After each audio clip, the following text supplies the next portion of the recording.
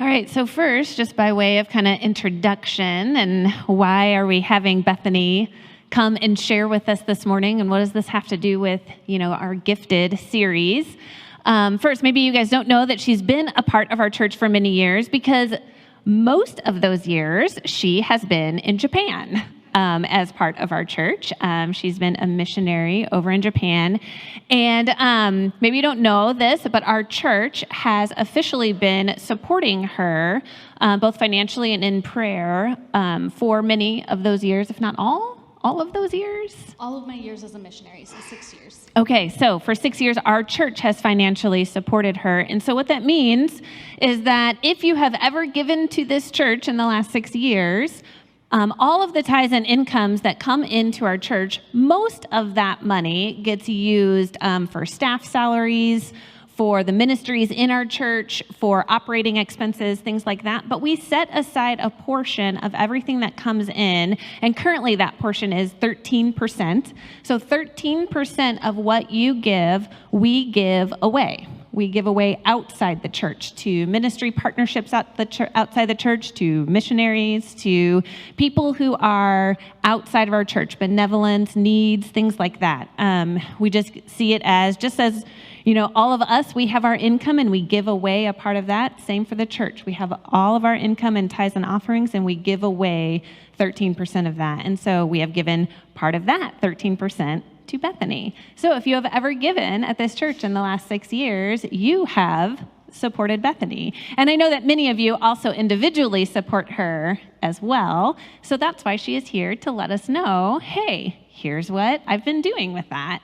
And it also, it really happens to go along with our Gifted series, although I'd really like to say that we planned it that way. We didn't. It was really God's plan, and he kind of like dropped it in on us, and we're like, hey, this really goes. We've been talking about being gifted and how God gives us gifts that we can then be a gift to the world, that we can draw others closer to Jesus just by being ourselves, just by using the talents and capacities and gifts that he's given us, by saying yes to him in these small ways and in these big ways, that he can then use us to bring other people closer to him. And that's really what Bethany has been doing. And one thing before she shares with us, I just want to give you an encouragement. As you're listening this morning to Bethany's story, as I was praying about it, I realized sometimes my own reluctance when missionaries, I'm hearing from missionaries and they're speaking to, church or whatever context, I realized my own reluctance to kind of really take in what God might want to say to me, because my first instinct is, well, I don't want to go to Japan. I don't want to move to Japan. I don't want to be a missionary. God, don't. So just, it's fine. I'll listen to her. That's really great for her. But I don't have anything that you can say to me about this. And so I would just really encourage you, if you feel that, kind of temptation, to just maybe set that down and really open yourself to what God might want to say to you this morning about the nations or about anything, for that matter. So yeah, that's it for my encouragement. Okay, so Bethany. So for those that don't know you, why don't you just first, start by catching them up? How did you get to Japan? Where did that start? How did you do that? Yeah. So first, as Emily was explaining, I just want to say thank you to everyone who has been supporting me in prayer and finances. I wouldn't have been able to be in Japan these last 6 years without you guys holding me down through prayer. So thank you so much, especially this last term with COVID. Yeah. And then second, as Emily kind of alluded to her experience listening to missionaries, I never expected that I would live in Japan. I never expected I would stay there for 11 years, and I did not expect I would ever become a full-time missionary. So just be open today to what God might do.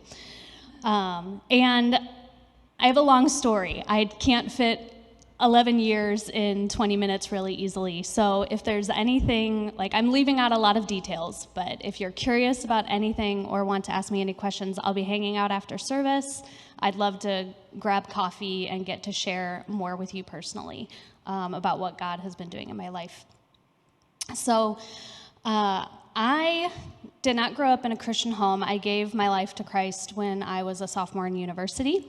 And as I was graduating, that was how God led me to our Vineyard family. So I was a student at Mizzou, and I was getting ready to do a teaching fellowship back here at home in St. Louis. And I knew before jumping into that fellowship, I needed a home church. And my first time coming into the Vineyard, I knew it was home, and it was almost 11 years ago to the day. I think it was in July when I first started coming to the church. So it's been 11 years, and I needed this church family. That first year of teaching was really hard, and a big part of that was because it was 2009, 2010, and it was the recession. And by the end of the school year, I had completed my fellowship, but I had lost my job due to all the downsizing. So I was really depressed that year. I was in a hard space. I was kind of burnt out, and I was really lost, and I didn't know the next steps that God wanted me to take. And so a lot of prayer ministry at this church, and through that, I ended up going to a teaching fair back at Mizzou, and they held it in the basketball court, so it was a huge teaching job fair. And I remember looking at the map. I was really nervous, and I decided I needed to practice interview before I talked to any of the real schools that I wanted that I thought I wanted to teach at in St. Louis. Well, looking at the map, I saw that there was a booth for Japan. And I thought to myself and said it to God, oh, I'm not going to Japan. I'll go practice interview there. He's so funny. He's so funny. 11 years later. So I ended up talking to a school that had been founded by missionaries, and they were an English language school in northeast Japan, so the city Sendai. And I ended up getting the job and moving to Japan in February 2011. And if 2011 and Japan rings a bell for anybody, I actually moved to Japan 1 month before the big earthquake and tsunami disaster in Sendai. So that's a whole nother story, but through a lot of deep prayer in that 24-hour period after the disaster, I knew God wanted me to stay, and I ended up staying at that school for another 4 years, teaching English. And the whole time I was attending a little local Japanese church. And my heart for this church over the years just grew and grew and grew. And the church was also growing during that time too. There was an awakening that happened in Northeast Japan after the disaster, and a lot of Japanese people were trying to find hope, and some of them were turning to the church. And so I got to see our church growing, and during those 4 years, it was pretty much just my pastor and his wife trying to do everything. And so eventually God put it on my heart that I want to serve full-time at this church somehow.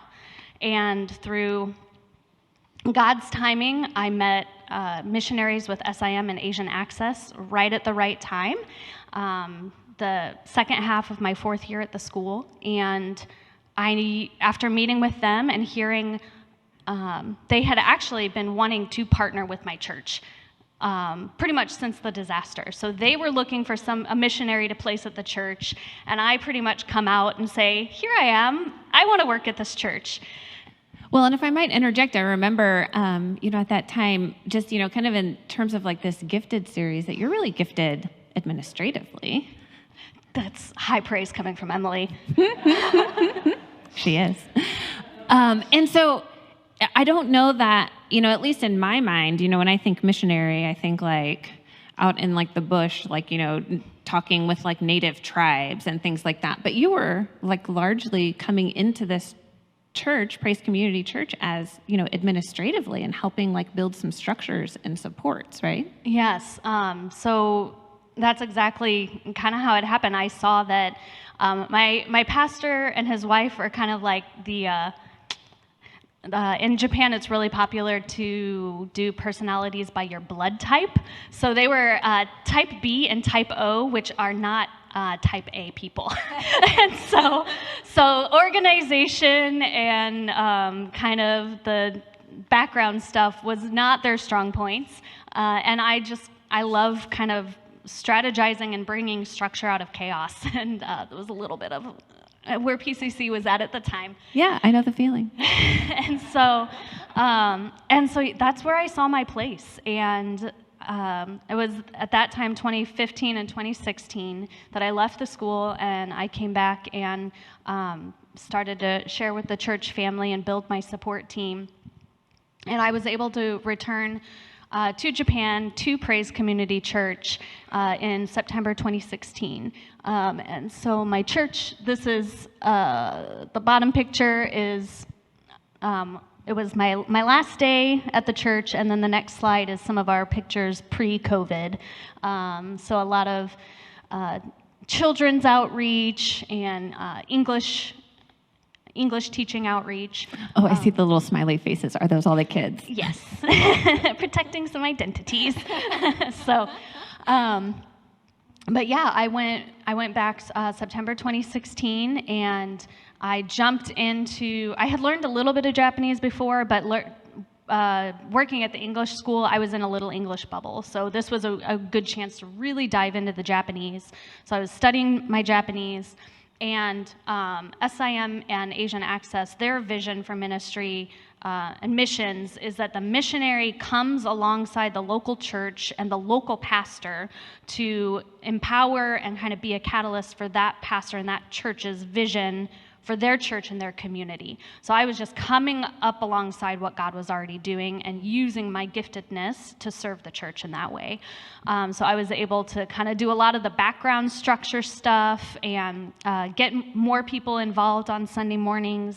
And then I even got to be a part of establishing our regular women's small group in Japanese. So if you don't believe in miracles, Whoa. That's a miracle. Yes. And very humbling. The first 6 months, it was them correcting a lot of my Japanese. So, Good lessons. yes, very good lessons. So that's what I did for my first 3 years.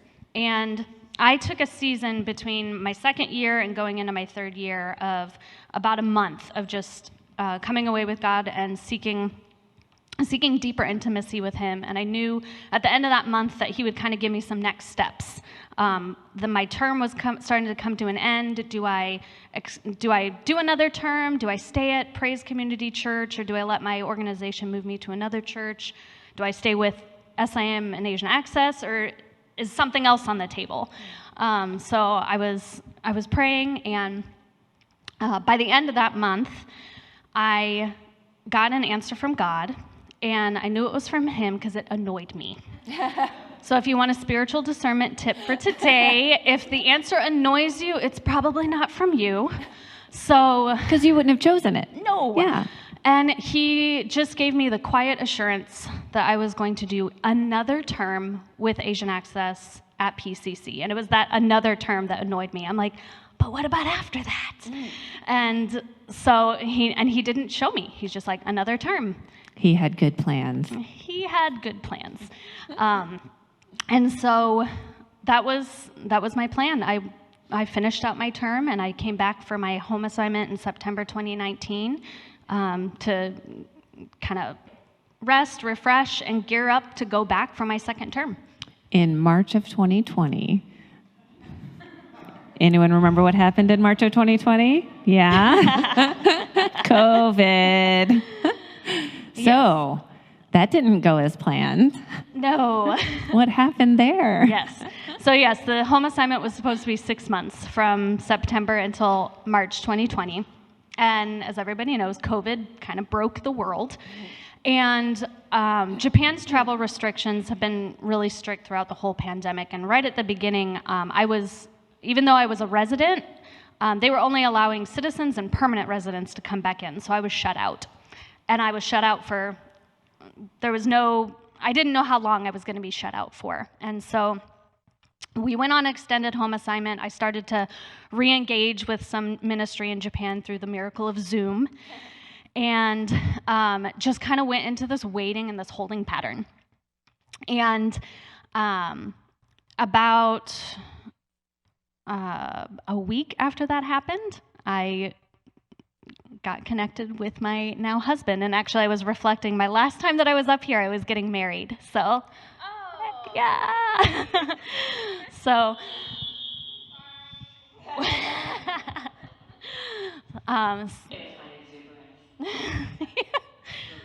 yes.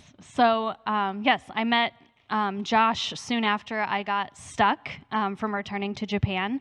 So, yes, there were a lot of things that didn't go according to my plan, and I could not have predicted that a global pandemic was going to break out on my home assignment.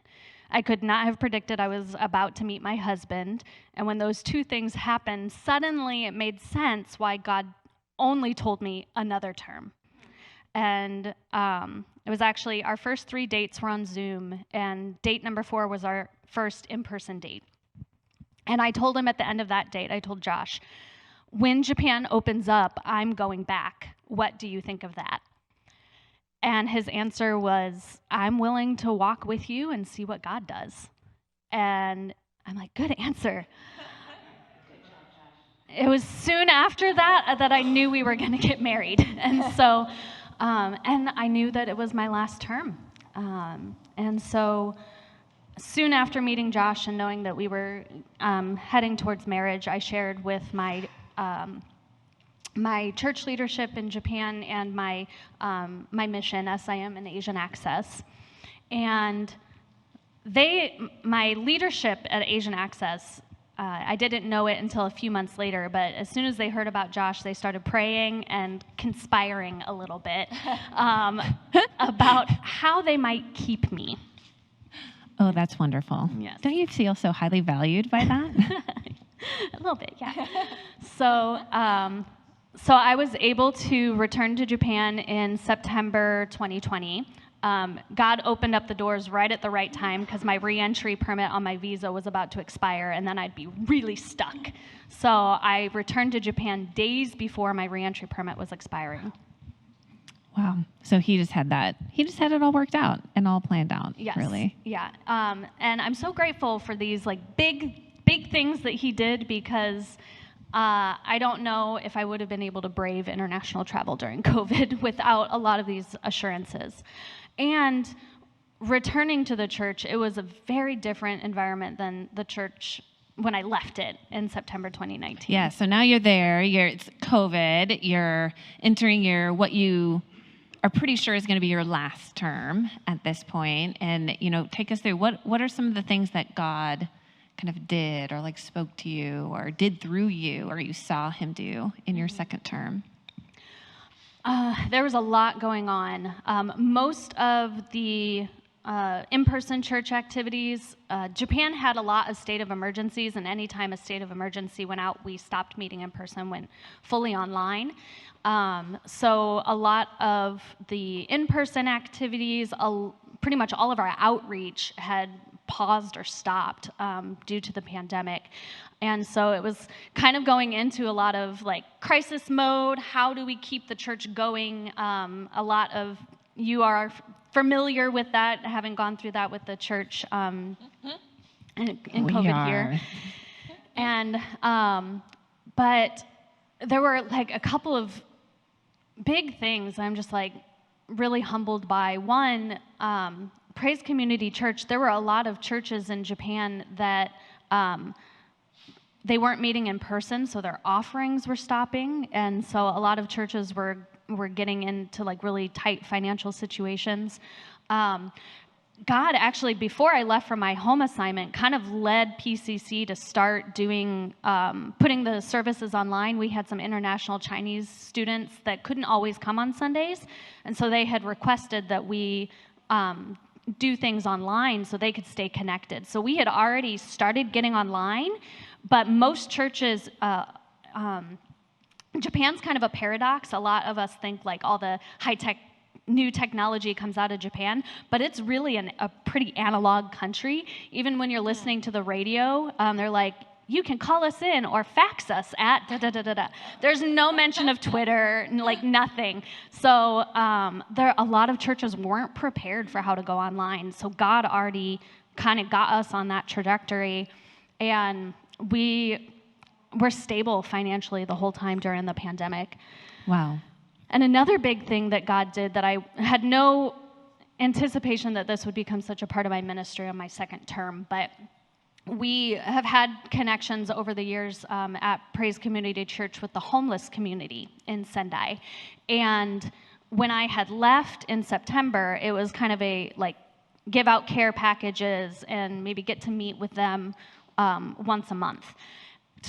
I came back, and during the pandemic, it turned into a once-a-week Bible study with up to 15 men off of the streets. Now, is this something that's common in Japan to kind of gather homeless people together? No. So Japan is a really high, like, honor-shame society, and so we got connected through the homeless ministry by God's grace through another brother, Travis, an American who had experienced homelessness here, and God put it on his heart to actually go out and find the homeless in Sendai. Because with the honor shame society, homelessness hides. They're usually decently dressed, and you might be able to tell walking along the streets if they're carrying a lot of bags that might be a homeless person, but they blend in pretty well, and panhandling is not a thing because they're usually trying to hide. So because of this brother, we had this in with the homeless community, and it took many years. Building trust in Japan is hard already, but building trust in the homeless community is like a miracle. But my pastor had built up this trust relationship with them, and he got to be a part of getting many of them off of the streets. So we describe them as homeless, but a lot of them are living in apartments with government assistance now. And during my 1.5 years back for my term, I actually got to see 5 men give their lives to Christ and get baptized. Wow. So is that... Yeah, and you had shared with us at Pastoral Council this week, like just how huge that number actually is contextualized in Japan. So the average church in Japan sees 0 to 1 baptisms a year. So yes, that was huge, and that was unexpected. Yeah, and especially in the homeless community as well. Mm-hmm. Yes. So that really became a huge part of my ministry during that second term. Yeah. So you also shared with us, and kind of briefly as we're rolling toward the end here, but how it wasn't all sunshine and roses when you went back. There were a lot of factors kind of pressing in on you in this second term, and how Jesus was speaking to you like, oh, the harvest is plentiful. Like, look at this homeless ministry, but the workers are few. What are some other ways that you experienced that on your second term? Yes. Yes, thank you. So it was an interesting alignment that God was calling me off of the missions field as we're seeing like these 5 baptisms come up in my church. And I really got to experience the truth that Jesus says the harvest is plentiful and the workers are few. And that includes the excitement about all these homeless men coming to Christ and getting baptized. But I also experienced the truth of that by, unfortunately, burning out. So my pastor and his wife had gone on a study sabbatical, and while our church leadership team was, in effect, the leaders of the church, and we had my pastor's mentor pastor overseeing us, the reality of that was full-time church staff, it was me and another missionary, my friend Iris. And so we were the full-time church staff, the only full-time church staff. And though our leadership team was doing everything they could, a lot of them had families and other full-time jobs, so a lot was falling on us. And not just the day-to-day of getting things done. I was kind of preparing for that, but I was not prepared for the emotional load of becoming the only full-time church staff. And suddenly people are confiding in me with like deep things in their lives and not wanting anybody else to know. So then it's like holding on to people's secrets. And it's like one friend got engaged when she went back home, but her dad didn't know about it yet, so she couldn't announce it. Another friend in the church was struggling with infertility, and everyone wanting prayer, but wanting me to hold on to these heavy burdens with them. And while you're also running the church and the logistical load and the structures and all the other things you had been doing. And I know Emily will sympathize with this, but the decisions. Yeah. The decision fatigue. And not to mention, I'm trying to transition my 11 years of Japan life and be able to leave the country. And planning a wedding. And planning a wedding. So it was a lot. There was a lot. And a lot of my own emotional unhealth, things that I know that God has healed before, but I'm like, oh, there's another layer to that, or that's not completely healed yet. That was coming up. There was a lot of heavy stuff that was coming up in my family too. So there was so much going on that in February, I had a nervous breakdown and I had experienced my burnout. And then David always seems to have his like Holy Spirit antenna up, and he called me the same day that I had my breakdown. Of course he did. And so yeah, I'm still wrestling with that. I was looking back over journals, and I had actually written a journal a year before my burnout had happened that I'm like, oh, I kind of knew, I felt that was coming, and I had prayed in my journal, and I actually asked God, please prevent me from burning out. And he didn't. And he didn't. And he let me burn out, and I'm still wrestling with that. I don't have a good answer for why, but yeah, I trust that he has an answer. And when you say wrestle, wrestling with him in it, what does that look like to be with him kind of in that disappointment? Being mad at him and just bringing that to him. It's not resolved yet, so I don't have a good, pretty answer. But yeah, just recognizing, I was like, I'm mad at you, and sitting with him before that, but also like holding on to the truth of you're still good. I don't understand it. I don't know why you allowed this thing to happen, but you're still good. And I still want to follow you.